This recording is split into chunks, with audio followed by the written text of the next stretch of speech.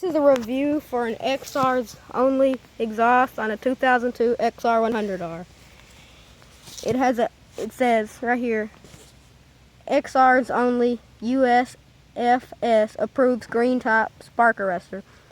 United States Forest Service is what that stands for. Here, let's start it up.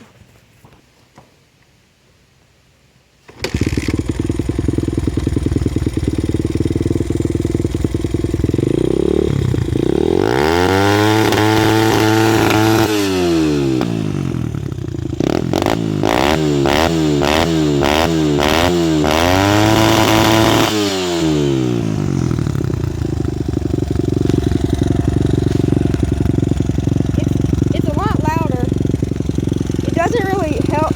It's not really that much of a difference in top end, but you can you can tell it has a little more torque in the bottom end.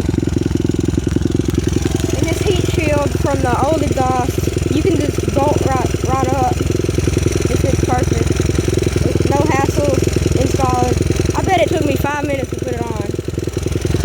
The header, it's pretty hot, but the header size is twice